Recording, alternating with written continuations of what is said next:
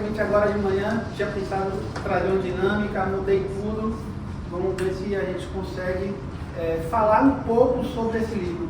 Acredito que todos vocês tiveram acesso agora ao livro, ainda não leram, obviamente, mas creio que vão ler, e eu espero que a palestra tenha esse objetivo, despertar o interesse na leitura no livro. A gente vai trazer aqui alguns pontos, não tudo, claro, não vou dar spoiler de todo o livro, mas trazer pontos para poder realmente servir de reflexão sobre o tema, a liberdade e a regra no processo penal, mas sobretudo, de fato, servir para que serve de estímulo para que leiam o livro, que tragam o livro e, como a doutora Fernanda falou, agora vocês têm a oportunidade de estar conversando com o autor do livro. Então a gente vai conversar rapidamente sobre a liberdade e a regra no processo penal. Essa conversa hoje aqui, essa palestra, decorre obviamente do livro que eu publiquei tem um mês, na verdade em agosto publiquei esse livro pela EMAIS Editora, está disponível na Amazon. Você já tem um exemplar, então obviamente não vamos precisar comprar, salvo se quiserem presentear alguém. Quem está estudando ainda, quiser dar um presente agora, professor de processo penal no final do ano, pode comprar. Aliás, está até vendendo aí, não é isso, Cris? Sim, gente. Então já está fazendo jabá do livro. Quiser dar um presente, professor de processo penal, direito penal, está vendendo na Amazon também.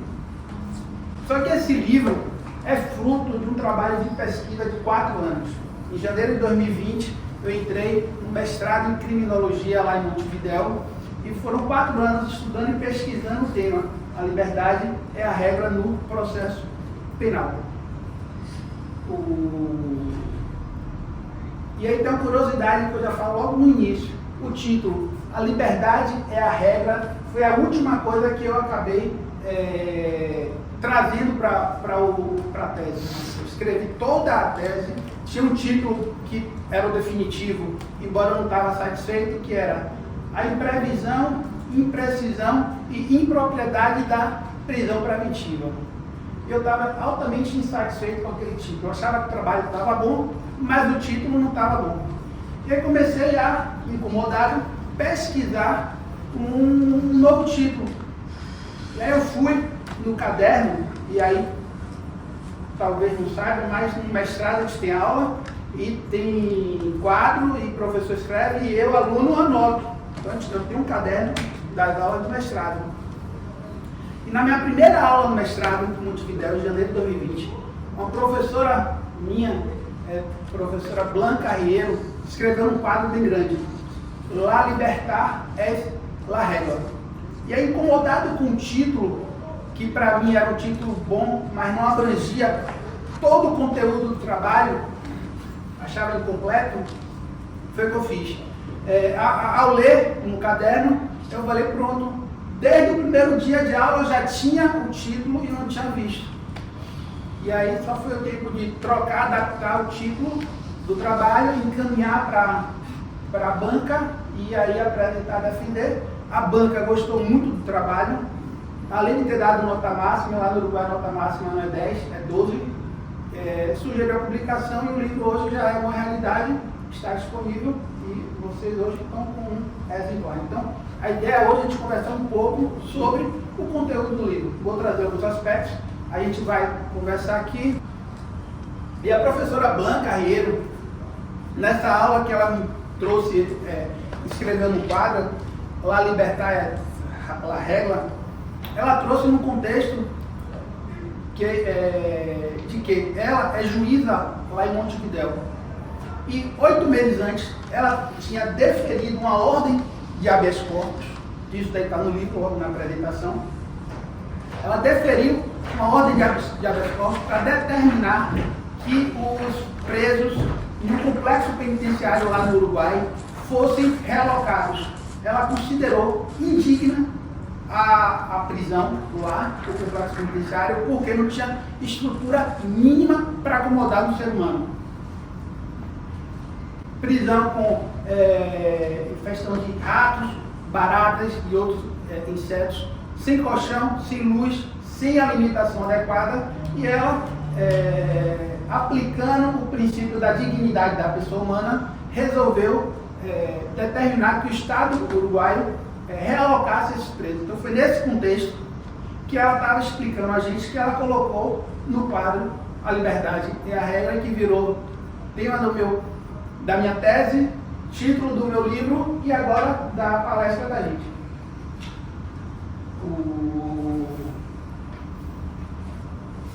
Vamos lá. E aí eu pergunto, a liberdade é a regra? Eu acredito que todo mundo vai pensar que sim. A maioria vai pensar que sim. Ninguém vai dizer assim, não, a regra é estar todo mundo preso, não. Acredito que é, no mínimo, consenso de que a liberdade é a regra, sim, em qualquer circunstância. Só que, o que acontece? Não é bem assim que na prática acaba acontecendo.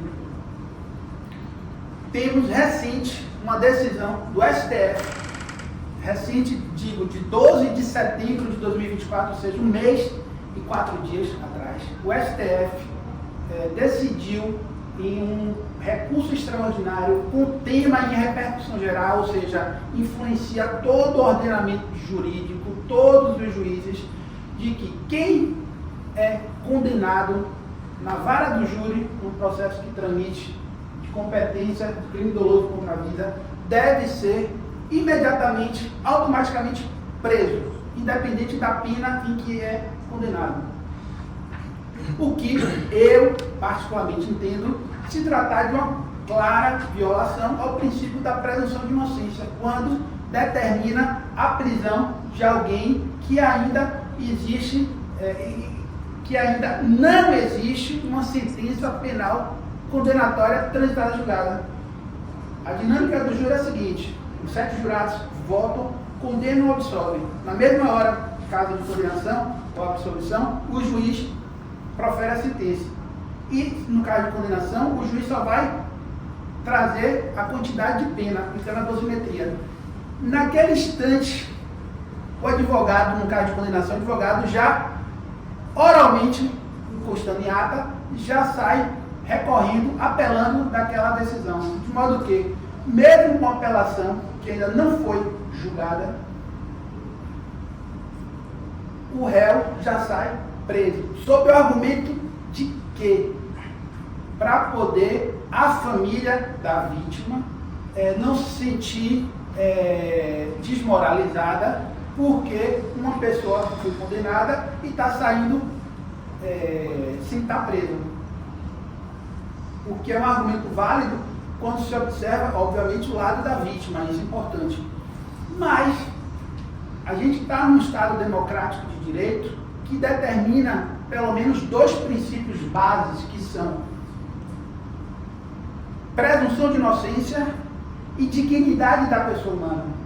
Quantos desses recursos são providos ou a sentença anulada posteriormente por conta de uma decisão contrária às provas dos autos dada pelos jurados?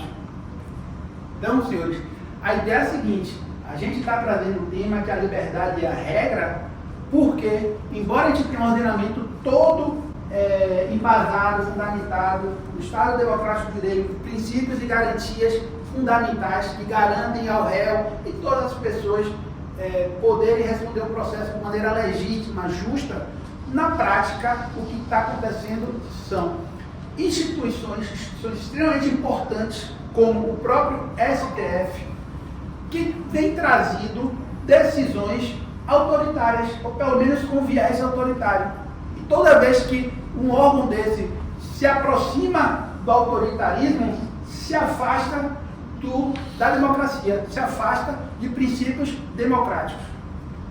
Isso é uma crítica que é feita não só por mim, quem trabalha, quem estuda, principalmente o processo penal, vê constantemente críticas do próprio ativismo judicial do STF, querendo regular normas que, em tese, não teria atribuição ou competência. Enfim, por isso que eu falo que a gente traz um tema que, de um modo geral, todo mundo concorda que a liberdade é a regra, mas na prática, para quem aplica o direito, não tem na sua essência enraizado esse viés democrático do processo penal. Ok? Bem, a liberdade é a regra. Eu trouxe essa imagem aí, e aí eu me lembrei, eu falei, poxa, falar só o que está no livro, deixar gastar o meu tempo para falar o que está no livro, depois vocês vão ler, então vamos trazer algumas histórias. E aí eu lembrei dessa imagem. Na verdade, eu pesquisando imagens sobre a liberdade, eu me lembrei de uma história. No Natal de 1998, eu estava em casa e naquela época eu passava a primeira parte do Natal em casa e depois ia para casa de um amigo. Cadê? Tá aqui. E aí a gente estava lá na casa dele, na época Eduardo morava no Belvedere, lá na Baixa do Bonfim, ali atrás, perto da igreja do Bonfim e perto do mar. Então eu chegava por volta de meia-noite na casa dele e ficava até de manhã. E nesse dia tinha uma pessoa que eu não conhecia na sua casa. Isso. A gente conversando, normal, tranquilo. E aí o sol raiou, né? Aí a gente foi pra praia. Mas para ver o nascer do sol, não foi nem para tomar banho. A gente está lá, aí essa pessoa que eu não conhecia, pega, tira a camisa e se joga no mar. E começa a nadar eu imaginei que era aquela pessoa que nunca tivesse visto o mar e estava vendo o mar pela primeira vez e estava aproveitando aquele instante. Aí não sei quem foi que chegou do meu lado, do seu, e falou, não, ele contou a história dele. Pronto. Ele contou a história. Aí ele estava em uma saída temporária por conta, ele estava preso para o Natal. E ali, gente, obviamente a gente toma impacto, naquela época eu era mais jovem, nem fazia direito, nem sonhava fazer direito, mas eu senti nele aquela sensação de liberdade. E a gente só vai aproveitar e sentir quando a gente tem, de alguma maneira, a nossa liberdade cerceada. Quando a gente fica impedido de fazer o que quer. E nele eu vi, nem lembro o nome dele, né? E nele eu vi, ao raiar do sol, sol nascido, ele se jogando no mar, aproveitando aqueles instantes, talvez poucos dias ainda tinha para poder aproveitar, da liberdade dele. Então por isso que a liberdade é um tema precioso, porque obviamente diz respeito a um dos bens jurídicos mais preciosos do ser humano. Tal como a vida, tal como a integridade física, vem a liberdade. A gente pode trazer aqui o exemplo do Big Brother.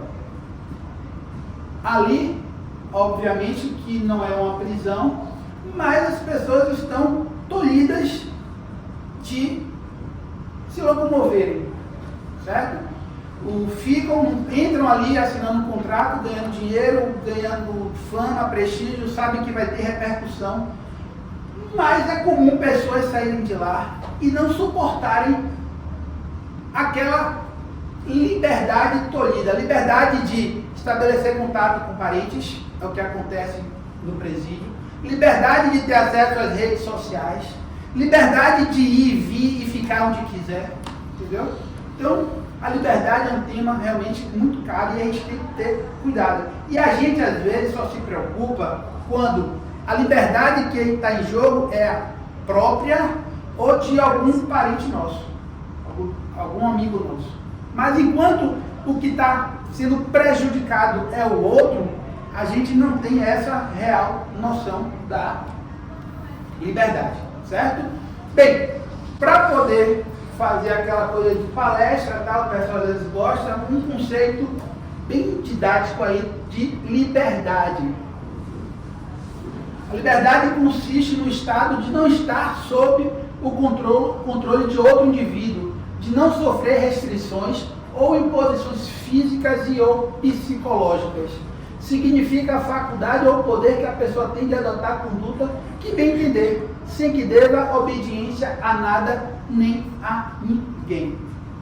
É uma liberdade absoluta, plena. Só que na sociedade que vivemos, em qualquer sociedade, há um pacto, e aí a gente poderia falar lá dos contratualistas lá atrás, mas não é esse o objetivo, nem está no livro isso também, obviamente que ao viver em sociedade a gente vai ceder parte da nossa liberdade. O livro é sobre a liberdade de locomoção, ok? É só sobre o direito de ir, vir e permanecer. A gente não está falando das outras liberdades. Inclusive, até os professores conversando me sugeriu fazer uma liberdade da regra volume 2, para poder abranger essas outras liberdades, que seria a liberdade de pensamento, expressão, o que me permite falar o que eu penso, a própria liberdade de associação, de reunião, ou seja, a gente poder estar aqui reunidos, isso é um direito inalienável nosso, a liberdade sexual, dentre outras liberdades, certo? Mas como eu falei, vivemos em sociedade e estamos limitados na nossa liberdade. Então a própria liberdade que temos, que é a regra, não é plena, não é absoluta. E onde é que termina a minha liberdade? Quando começa a liberdade do outro. É aquele famoso ditado que a gente aprende: o meu direito termina quando começa o direito do outro. Então a liberdade é limitada por nada mais, nada menos do que o dever de responsabilidade. E essa responsabilidade está na própria consciência da gente, como também no direito do outro. Então, eu tenho o direito de me expressar livremente? Não. Eu tenho o direito de falar, desde que o que eu esteja falando não ofenda a ninguém. Porque se ofender, eu vou estar sendo irresponsável, eu vou estar cometendo um crime contra a honra, ou estar cometendo algum ilícito civil que pode gerar algum tipo de indenização pelas minhas palavras. Ok? E aí uma parte do livro que eu acho bem bacana, se vocês tiverem a oportunidade para ler, isso aqui não é só para o processo penal, mas também para o processo civil, é a parte que eu trago dos princípios. Eu fiz um trabalho para poder explicar cada um dos princípios. Então eu trago dignidade da pessoa humana, presunção de inocência, razoável duração do processo, devido processo legal, e aqui é bom explicar o seguinte: pelo devido processo legal se desdobram vários outros princípios, que também estão na Constituição Federal, mas que decorrem do princípio do devido processo legal.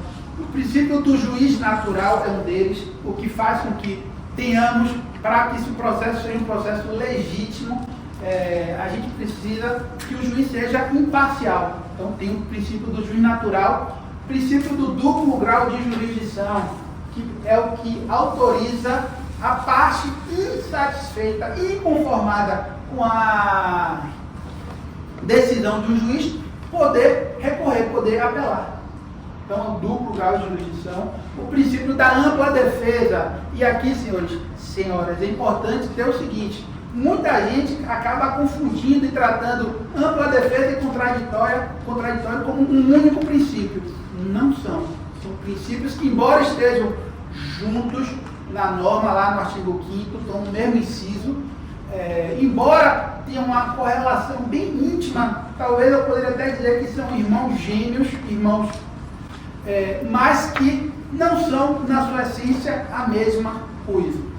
Ampla defesa, rapidamente, só para poder, até para não cometer os outros, mas só para poder trazer. Ampla defesa é o princípio que garante ao réu poder, no processo, habilitar a sua defesa técnica, que é um advogado, como juiz postulante, ou também fazer a própria autodefesa. É o que garante também poder trazer todo tipo de argumento para convencer o juiz da sua tese. Então é o princípio da ampla defesa que traz isso. Tem um outro princípio que decorre disso, que só existe no âmbito do tribunal do júri, que é a plenitude de defesa, em que é um plus, ou seja, a gente já tem a ampla defesa, a plenitude traz uma maximização desse princípio para poder evitar que, nos crimes dolosos contra a vida, o réu não fique desprotegido, ou seja, tem uma plena defesa, tem a possibilidade de trazer a sua defesa de maneira mais forte. Já o contraditório é a possibilidade do réu falar por último no processo. É o que permite que toda vez o réu, durante uma instrução, as suas testemunhas sejam a última a ser ouvida, ou seja, o autor, no caso de um processo penal, geralmente, normalmente, o Ministério Público, uma ação penal pública, é o autor da ação, e ele vai poder, vai produzir primeiro a sua prova, e o réu, depois de produzida a prova pelo Ministério Público, produzir a sua prova, já sabendo todas as informações e estratégias e teses que, porventura, o Ministério Público vinha a arguir. Inclusive, no debate no Tribunal do Júri, primeiro é o Ministério Público, que tem 1h30 para poder sustentar a acusação, ou às vezes a absolução também, é incomum, mas acontece.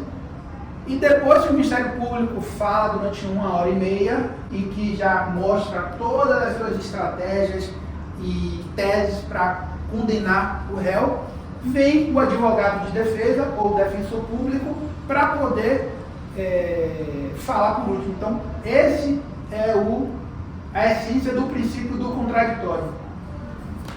E por fim, o indúbio pro réu, que é um princípio também extremamente importante, que não está explícito na Constituição Federal, mas que decorre do devido processo legal, que não é autoriza não, é obriga. É diferente autorizar, permitir. É obrigar.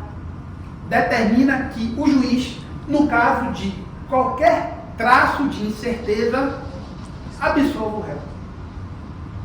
No caso de condenação, somente quando a absoluta certeza acerca da autoria delitiva e do cometimento do crime. Essa imagem aí também é outra historinha que eu quero contar, não está no livro isso. Essa prisão aí, gente, é Alcatraz. Não sei se vocês conhecem, de ouvir falar ou não, mas fica na Baía de São Francisco, lá nos Estados Unidos. Eu poderia ter colocado foto de outras prisões, inclusive aqui, semana passada eu estava na PLB, na Lemos de Brito, e poderia ter tirado uma foto e colocado. Mas aí entra a curiosidade que eu queria trazer desse livro, acho que é a primeira vez que eu falo sobre isso.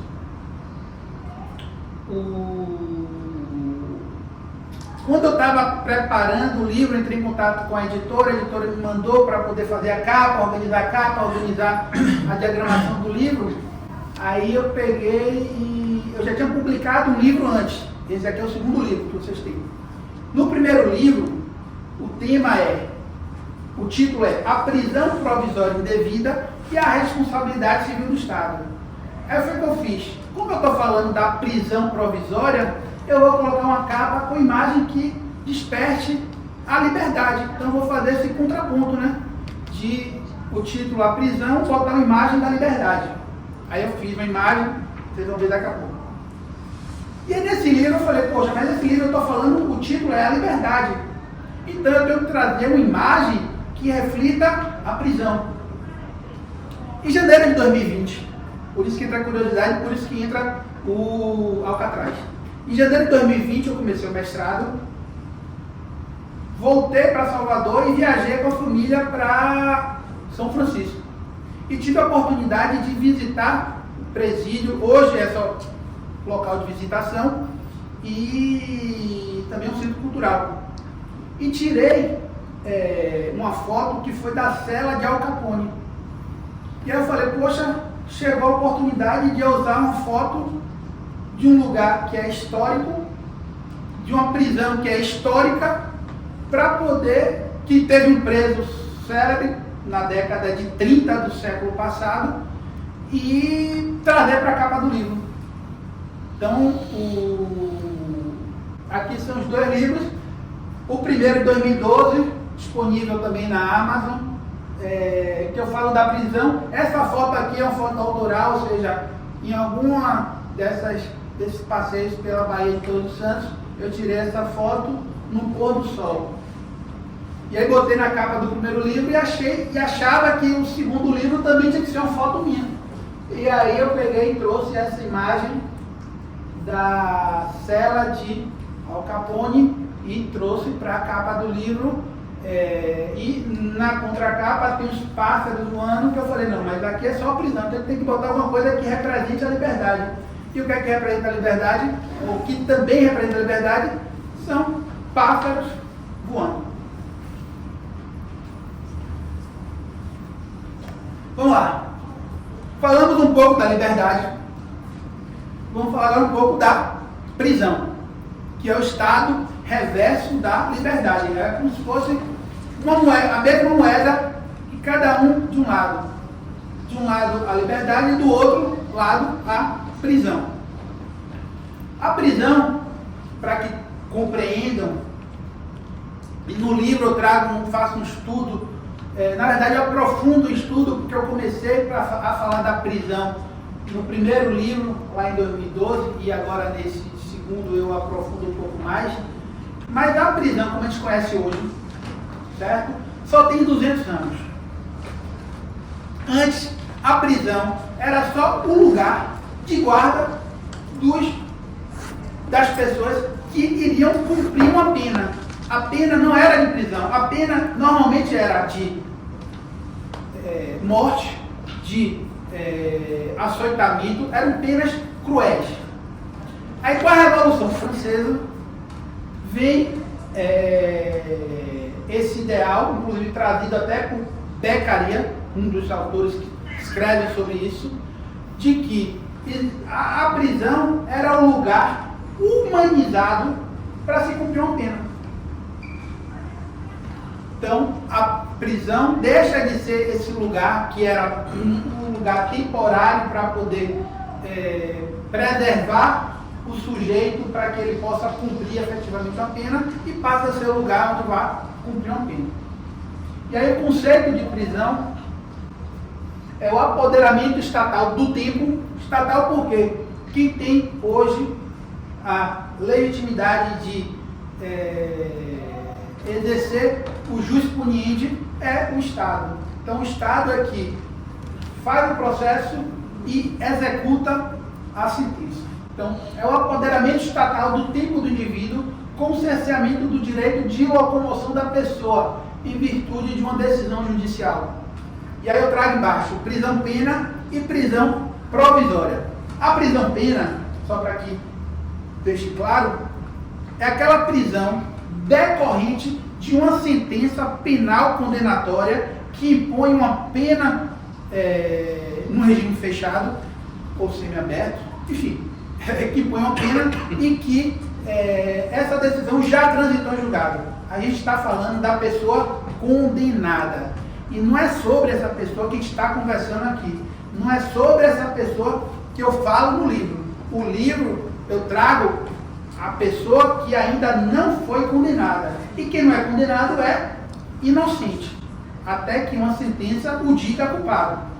Então, a prisão-pena é para o condenado. Ok? A prisão provisória, que é sobre quem estamos falando, que é o preso provisório,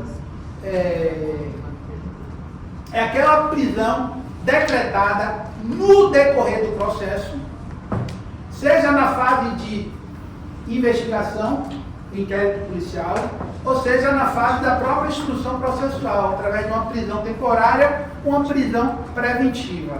É sobre esse preso provisório que a gente está conversando aqui. É sobre esse preso provisório que eu falo no livro.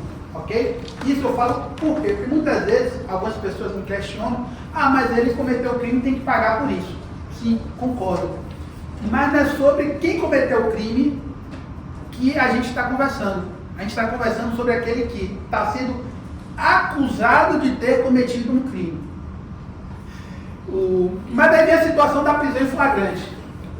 A prisão em flagrante hoje, pelo menos a doutrina vem entendendo que não é mais uma modalidade de prisão.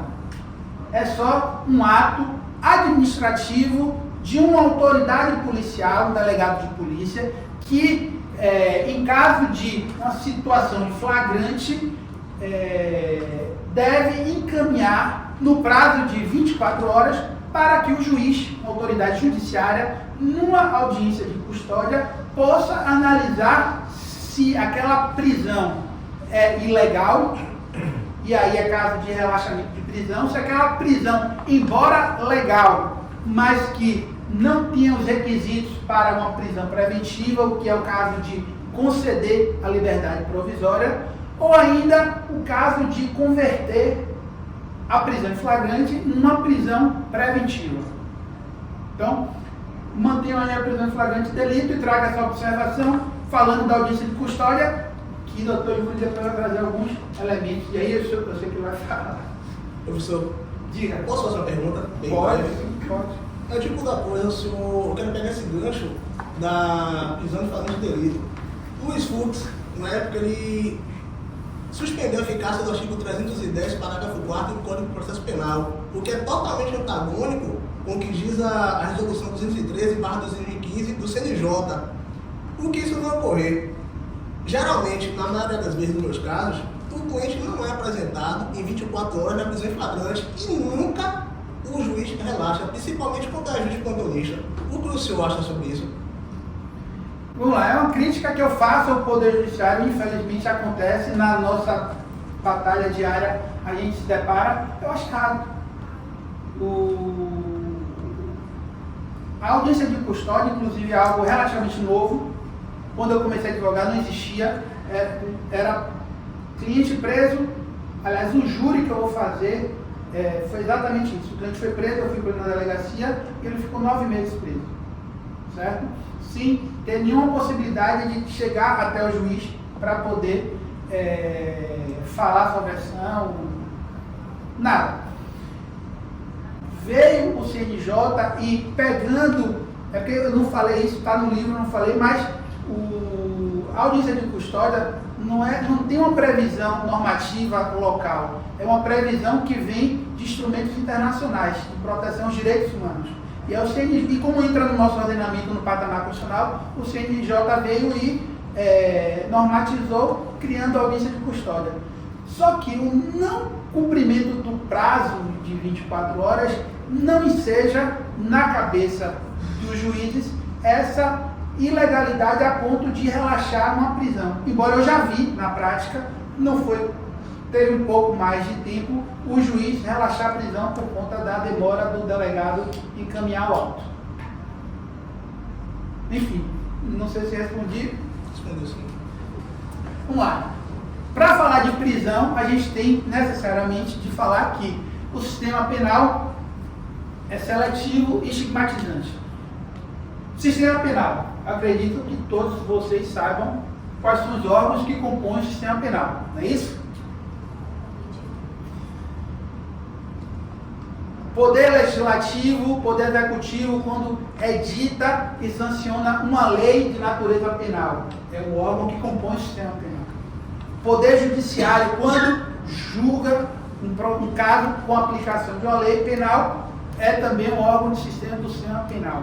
Ministério Público, Polícia Militar, Polícia Civil, o próprio sistema penitenciário faz parte do sistema penal. E o que é que eu quero dizer quando eu digo que o sistema penal é seletivo? É que hoje, se vocês forem ali no presídio Lemos de Brito, certo? Em qualquer outro presídio no Brasil, América Latina e Estados Unidos, quem está lá ocupando a massa carcerária são pessoas, na sua grande esmagadora maioria, pretas, pobres e periféricas. No livro eu trago a criminologia crítica. Eu fiz o mestrado em criminologia e a gente tinha que pegar uma escola criminológica para poder trazer e estar no trabalho. E eu escolhi a criminologia crítica, que tem Alessandro Barata como um dos expoentes, Zaffaroni, outro também. E eles são de uma visão de um direito penal mínimo quase abolicionista, justamente porque o sistema é feito para que neutralize uma camada que é vista pelo capital, pelo capitalismo, como pessoas que são o mal. E essas pessoas devem ser neutralizadas. Só que o capitalismo vê o perigo na camada mais periférica, no pobre e no preto. Então, por isso que os presídios, se vocês forem, Dr. Yuri vai trazer aqui uma pesquisa recente, parece que o resultado saiu agora só para poder te botar aqui trazer para um debate. Que a maioria das pessoas que vão à audiência de custódia são pessoas pretas ou pardas. Ok? E estigmatizante. Eu não sei se já tiveram a oportunidade de entrar num presídio. Não sei se tiveram a oportunidade de lidar com alguém que já foi preso. Uma pessoa que é presa, certo? Um dia que fique, jamais vai conseguir recuperar a sua autoestima, a sua sensação de liberdade, a sua dignidade. Porque a prisão é estigmatizante. Então, é algo que muda o pensamento, não só do próprio preso, mas de toda uma estrutura familiar. Muita gente que é preso acaba perdendo, rompendo os laços familiares, casamento, amizade, por conta justamente de se tratar de algo estigmatizante. E aí, gente, o que eu falei, o título do livro, da tese, na verdade, do mestrado, seria exatamente esse aqui. Obviamente que em espanhol. Mas o título era esse: Imprevisão, Imprecisão e Impropriedade da Prisão Preventiva. Que eu achei que estava incompleto para que eu realmente, o que eu queria falar, o que eu estava falando sobre o conteúdo do livro. Então a gente pegou e mudou, e graças à minha pesquisa e minha anotação. A passagem do tempo. No livro eu trago um autor belga, François Hoche. E ele fala sobre o tempo e o direito. Um livro grande, mas fala sobre o tempo e o direito. Então, passagem do livro dele que eu achei interessante, certo? Ele compara a prisão a esse exato momento aqui da ampulheta, certo?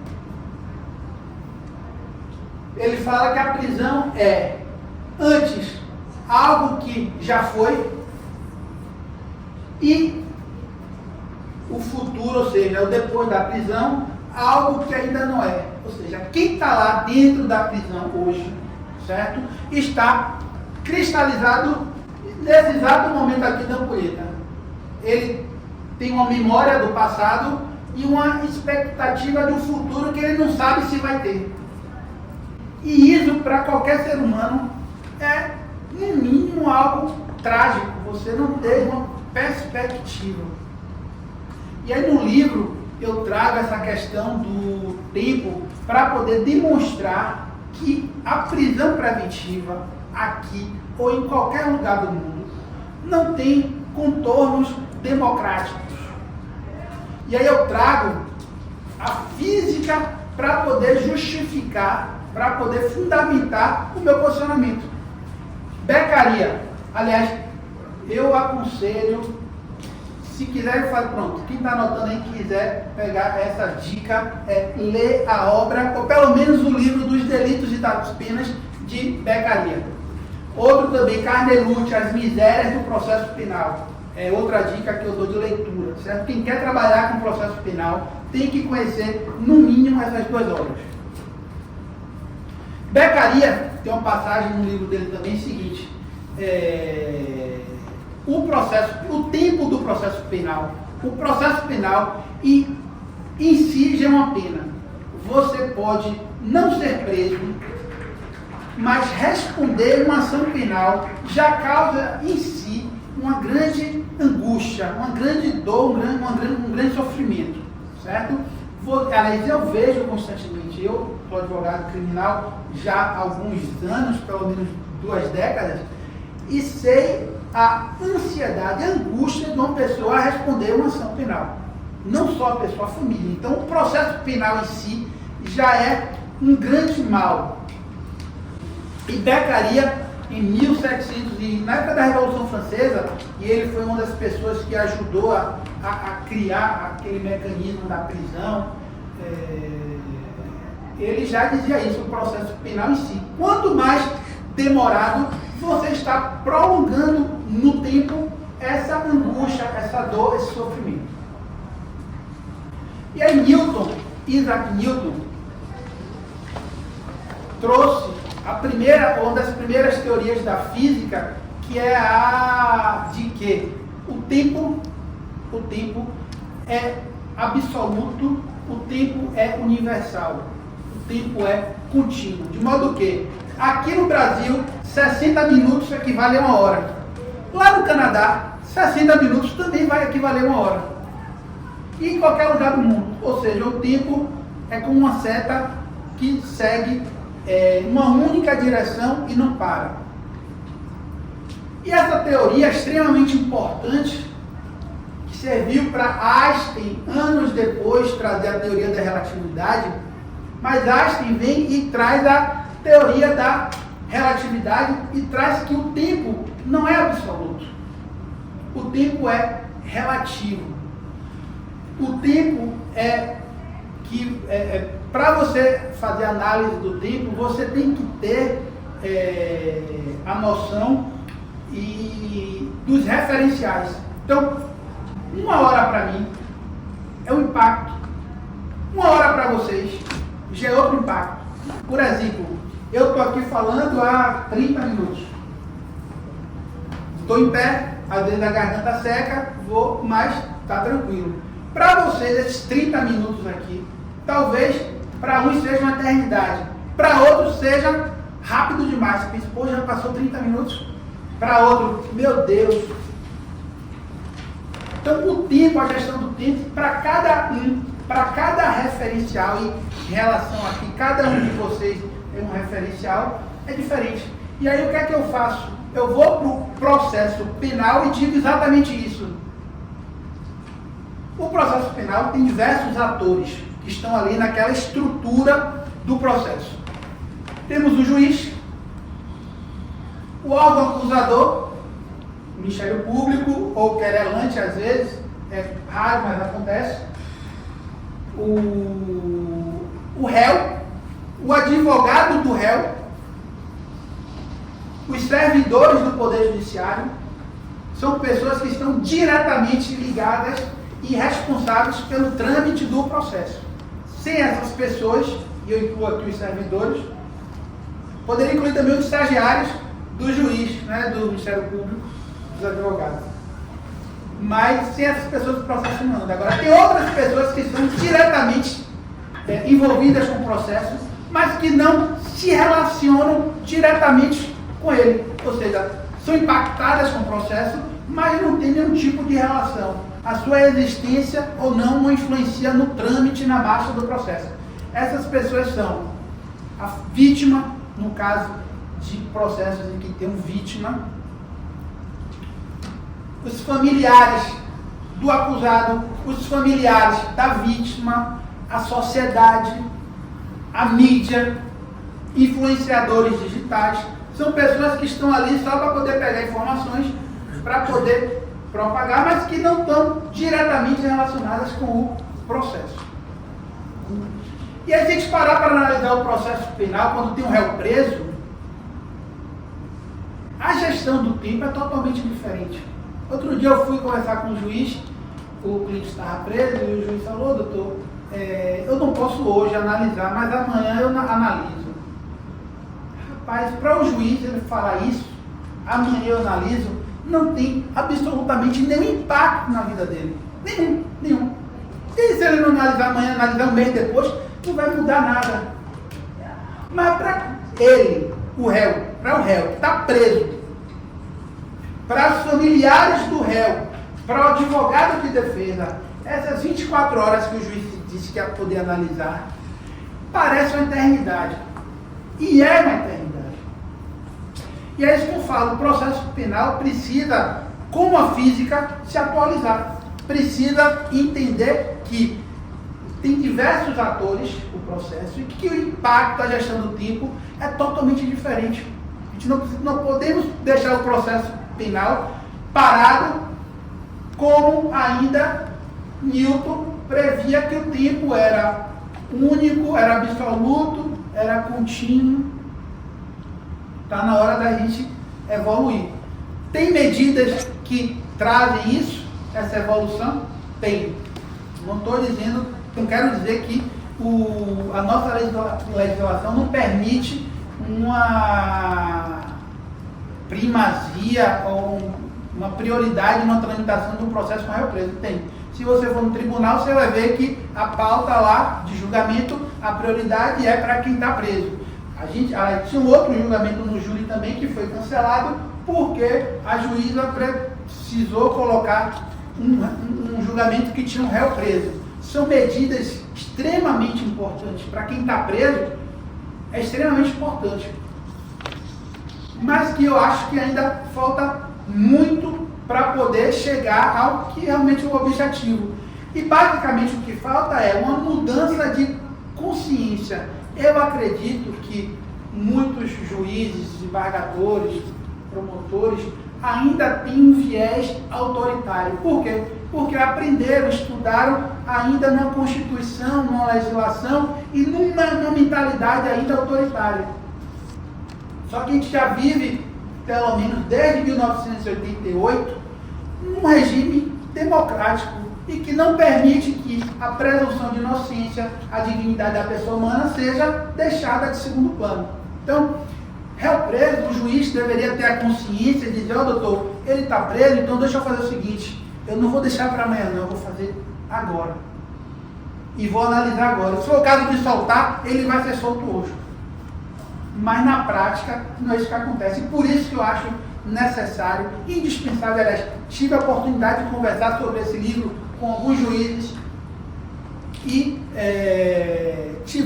e me falaram exatamente isso, entendeu? Da importância dessa visão democrática do processo penal. E aí, trazendo também uma outra situação, está no livro isso daí, mas vocês não leram ainda. Alguém arrisca responder essa pergunta? Vocês podem não acreditar, mas isso está totalmente relacionado com o que a gente está conversando sobre aqui.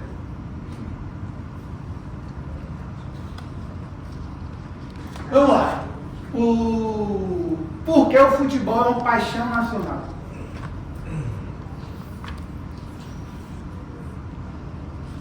A gente falou de 88, eu não podia deixar de falar do Bahia. Vamos lá. Voleibol. Vocês sabem como é a regra do voleibol? É um jogo que não tem tempo definido. É um jogo que são 3 a 5 sets. E a equipe que vai ganhar é aquela que ganhar 3 sets. Se ela ganhar os 3 primeiros sets, acaba o jogo. Se ficarem as duas ali, vai até o último set, onde vai disputar quem é a equipe vencedora, certo? Mas o que precisamos saber é o seguinte, não tem um tempo definido. O basquete, por sua vez, é um jogo coletivo, como o vôlei, mas que são 4 tempos de 10 minutos cada. Podendo, depender da liga, ser 12 minutos, mas em regra são 10 minutos cada. E o basquete, que está na frente, aliás, o esporte está na frente do processo, tem uma situação extremamente interessante. No basquete, esses 10 minutos, às vezes dobra. Por quê? Porque toda vez que a bola sai, lateral ou fundo, o tempo, o cronômetro faz o quê? Para. Isso é o quê? É física quântica. Eu trago um livro de física quântica. Isso é física. Ou seja, a possibilidade da gente parar o tempo. Então, o basquete, 4 tempos, só que tem essa situação. O futebol, 2 tempos de 45 minutos, com intervalo de 15 minutos, com acréscimos que podem variar de 3 a 5 minutos, Às vezes um pouco mais. Hoje a FIFA tem determinado que tenha mais tempo de bola rolando, então os acréscimos são um pouco mais generosos. 12 minutos. Mas aí respondendo aquela pergunta, por que o futebol é uma paixão nacional? Porque desses esportes é o que tem o tempo mais definido. O vôlei não tem tempo definido, o basquete também não tem um tempo definido, já o futebol tem. A Rede Globo e qualquer outra emissora de televisão, para botar o esporte na sua grade de programação, que não impacte no programa seguinte. Imagine botar um voleibol 16 horas no domingo. Coitado de Luciano Huck, ele não sabe que horas vai entrar ali, entendeu? O jogo vai ser só 3 sets, e cada set que pode levar muito tempo, basta ser disputado. Às vezes você vê que vai 27, 27, 28, 28, até você ficar com 2 pontos na frente do seu adversário. Então, para a segurança da grade de programação, o futebol era o esporte que melhor se adequava e trazia segurança para a programação das TVs. Então, acabou-se colocando futebol como um esporte para poder estar entrando na grade, e isso vai, obviamente, virando aos poucos uma paixão nacional. Obviamente que isso do esporte começou na década de 60, 70, quando começou as transmissões dos esportes. Ok? Pronto. Sobre essa questão do esporte, o tempo, a gestão do tempo, até porque aqui já é para praticamente terminar. Alguma dúvida? Conseguimos seguir? Beleza. Esses são alguns dos autores que eu trago no livro, que me influenciaram muito para poder chegar a essas conclusões que eu trago no livro, certo? Trouxe na tese e trago hoje aqui, certo? Foucault é outro autor que, para quem trabalha com processo penal, precisa ler. O primeiro livro que eu li de Foucault foi A Microfísica do Poder. Isso na época que eu entrei na faculdade de Publicidade e Propaganda na Universidade Católica. A professora de filosofia passou para a gente ler A Microfísica do Poder, que é um livro extremamente interessante e importante. Explica a gestão do poder, o centro de poder. Às vezes a gente acha que, por exemplo, o desembargador é que tem o poder, mas quando você vê, na verdade, é a secretária que está ali fazendo a agenda do desembargador. Então, Microfísica do Poder é outro livro que eu também indico para leitura, extremamente importante. Além de Vigiar e Punir, que é o livro que eu acho que praticamente toda a faculdade deve passar, e eu li, e para esse trabalho, para esse livro, um livro de Foucault, que é Alternativas à Prisão. Extremamente importante, porque Foucault vai dissecar todos os problemas da prisão, traz a questão da seletividade, do estigma do processo para o réu, e traz a solução. Olha, o trabalho e a renda é a única opção de você reduzir ou acabar com o sistema carcerário. É o trabalho que vai dar dignidade, é o trabalho que vai impedir da pessoa entrar no mundo do crime, e é o trabalho também que vai fazer com que quem está preso tenha uma perspectiva de, ao sair, poder conseguir uma colocação. Barata, um autor italiano falecido, Alessandro Barata, também extremamente importante. Toda a criminologia crítica que eu trouxe no livro é fundamentada na obra de Alessandro Barata, e ele também traz essa questão da seletividade do sistema penal, a questão da prisão ser um habitat de presos pobres e periféricos. Ele é contra inclusive o direito penal. Ele tem uma frase que eu trago no livro também, que é extremamente interessante, que é: o direito penal precisa mudar. Precisamos não de um direito penal melhor, mas algo melhor do que o direito penal, decretando a falência do próprio direito penal. Não é algo que resolva os problemas. Aliás, a violência em si, que existe e a gente vê constantemente, não tem no direito penal a solução. Até porque se o direito penal, se o Código Penal, agora mesmo a gente está com um crime de feminicídio, que a pena passou a ser de 20 a 40 anos, podendo chegar a 60 anos.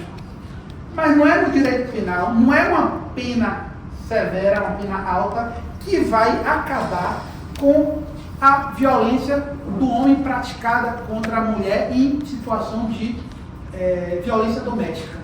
Isso, quem estuda o direito penal sabe que não é isso que vai. Eu até vi uma mensagem trazida pela ministra Daniela Teixeira, do STJ, a ministra está completando um ano agora no STJ, e que tem um viés de um processo penal democrático, já vem inclusive causando uma certa repercussão, suas decisões no âmbito do processo penal, que traz um processo penal justo, um processo penal democrático. E ela fala: olha, não adianta, e olha que é uma ministra mulher, não adianta colocar uma pena de 20 a 40 anos, porque muitas vezes, inclusive, quem mata depois se suicida. O que tem que fazer para poder acabar com isso é analisar as causas. O que é que faz o homem cometer um crime? Então, enquanto a gente não atacar as causas, vai continuar essa violência. Zaffaroni é outro autor argentino que eu uso muito dos seus livros. Eu tive a oportunidade de conversar com ele há enquanto eu estava fazendo essa pesquisa, uns 3 anos atrás. Ele veio aqui em Salvador e eu tive a oportunidade de conversar com ele. Rapidamente, falei sobre o livro, falei sobre a tese do mestrado, falei sobre o conteúdo, e ele, bem, eu acho que ele entendeu o que eu falei, ele balançou a cabeça, achou que gostou, então ele de alguma maneira concordou e ao discurso. E Zaffaroni tem uma situação que eu trago no livro dele, e ele traz a questão do mal cósmico. A sociedade precisa, de vez em quando, estar procurando algo ou pessoas para poder estar se debruçando e estar caçando. E eu li o livro dele, o último, que é Direito Penal Humano do século XXI, algo assim. Agora não tenho essa recordação, embora está aí no livro, na bibliografia. E ele fala do mal cósmico. E ele fala da prisão de Lula. Ele fala da forma da caça, como o sistema foi formado para poder tirar o presidente, ou o candidato a presidente, da disputa eleitoral. E isso era um movimento que acontecia aqui no Brasil, mas estava acontecendo também em outros países. E que a ideia era que juízes iriam, e olha que ele falou isso escreveu isso antes do que aconteceu aqui no caso do exemplo de Lula e Moro, que juízes heróis iriam adotar posturas autoritárias, manipulando processos em conluio com o Ministério Público, e depois iriam sair como heróis, iriam enfrentar disputas eleitorais para aproveitar a sua audiência, né? Aproveitar a massa que estavam apoiando e sair como verdadeiros heróis. É isso que Zaffaroni escreve, antes inclusive do que tinha acontecido, aliás, antes do próprio Moro se lançar candidato e hoje ser senador. Então, Zaffaroni tem um viés. Ele foi juiz da Corte Interamericana e também juiz lá equivalente, salvo engano, ao STF aqui do Brasil, lá na Argentina. E quem conhece de processo penal, quem estuda processo penal, obviamente deve conhecer um pouco da obra de Zaffaroni. Eu trago muito no livro. Ferraioli é outro também que é leitura indispensável, eu trago no livro. Ferraioli traz a questão do garantismo penal. É como dizem, né, que ele é autor, que é o pai do garantismo penal. Na verdade, ele só pegou as bases dos princípios e garantias fundamentais que são dispostas nos tratados internacionais de direitos humanos para poder trazer o garantismo penal. E ele fala o seguinte: qualquer traço de incerteza, a pessoa deve ser absolvida. Qualquer traço para condenar só quando há certeza da prática do crime. Auri Lopes Júnior é outra pessoa também que eu já tive a oportunidade de conversar. Em 2005, eu saí da faculdade e entrei na especialização em ciências criminais. E Auri era professor dessa especialização. E foi lá em Auri que eu ouvi pela primeira vez a gestão do tempo, em que ele traz Einstein para poder dizer o seguinte: olha que exemplo fantástico para poder justificar o prejuízo que traz o processo penal. Imaginem um casal num momento de intimidade. 1 hora vai aparecer o quê? 1 minuto. Agora, imaginem uma pessoa com a mão fervendo numa água quente durante 1 minuto. Vai aparecer o quê? 1 hora. Quando ele falou isso, 2005, depois ele escreveu isso em vários artigos e no próprio livro dele, mexeu comigo e foi também com base nesses argumentos, nesses fundamentos, que me fez escrever primeiro a prisão provisória indevida e agora a liberdade é a regra. E Alexandre Moraes da Rosa é juiz de direito e autor consagrado também no âmbito do processo penal, me deu a honra de ter escrito o prefácio do livro. Então, depois tiver a oportunidade, leia o prefácio do livro. Alexandre, eu já tive a oportunidade de conversar várias vezes com Alexandre sobre o livro, sobre o tema do livro, sobre vários outros assuntos. Inclusive, eu tinha em novembro uma reunião com os dois, Alexandre e Auri. A ideia é lançar o meu livro lá em Florianópolis, onde é a sede da EMAI, da editora, e aí a gente vai estar podendo conversar sobre o livro e outros assuntos. E Alexandre Moraes da Rosa é um autor também que eu indico para qualquer advogado criminal. Ele tem um livro que eu acho fantástico, que é A Teoria dos Jogos, o Processo Penal e a Teoria dos Jogos, em que traz estratégias para você, nas 4 linhas, ou seja, dentro da regra do jogo, de maneira legal, você poder articular e trazer estratégias para poder convencer. Como ele fala, olha, o processo é um jogo de tabuleiro e o seu objetivo é ganhar do seu adversário. Se você é o réu, o seu adversário é o Ministério Público, é o promotor. E você tem que jogar com as regras do jogo, mas de maneira estratégica. E ele traz várias dicas e várias informações para poder proporcionar ao advogado, ao profissional do direito, essa forma de jogar, certo? Então, são pessoas que têm obras que, para quem vai trabalhar, para quem vai estudar sobre processo penal, deve ler, certo? Tem? Então, tem. Vamos lá.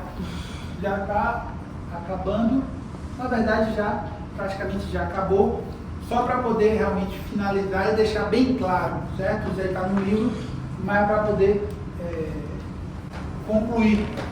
A liberdade e a regra significa que somente nos excepcionais casos previstos em lei é que alguma pessoa pode ser encarcerada. que somente permanecerá presa se no cárcere for permitido o cumprimento da pena ou da prisão provisória com dignidade. Foi o que minha professora lá no Uruguai determinou a soltura dos presos que estavam num complexo que não tinha dignidade. Que os juízes são responsáveis pelas prisões decretadas, pois estão inviabilizando um dos bens jurídicos mais caros da pessoa, a sua liberdade. Eu não vou ter tempo de falar aqui agora, mas acho que a gente pode trazer isso para o debate depois. A responsabilidade do juiz sobre uma prisão decretada. Que nos estados democráticos, a pessoa acusada somente terá liberdade cesseada antes do trânsito do julgado de sentença penal condenatória nos casos excepcionais. E ainda assim deve existir uma vigilância para regularmente verificar a necessidade da prisão preventiva. Aqui no Brasil, atualmente, existe uma regra que determina que o juiz, a cada 90 dias, traga uma decisão fundamentada no sentido de prorrogar a prisão ou de conceder a liberdade. E, por fim, que as prisões devem ser decretadas a partir dos fatos e a partir da excepcionalidade prevista na lei, e não em virtude da opinião pública formada por jornalistas e influenciadores. Eu não tive a oportunidade de falar sobre o caso da Escola Base de São Paulo, mas me cobrem na volta, no debate, eu vou trazer essa questão da Escola Base. Tive uma conversa com o repórter da Rede Globo, Valmir Salário, e a gente pôde trocar uma ideia sobre a Escola Base de São Paulo, que foi algo que repercutiu muito no Brasil na década de 90. Sei que muitos ou alguns de vocês não tinham nascido, mas também quem estuda processo penal, quem estuda direito penal, quem estuda presunção de inocência, sabe o exemplo da Escola Base, certo? Eu acho que é o último slide. Eu quero agradecer a presença de todos vocês e a gente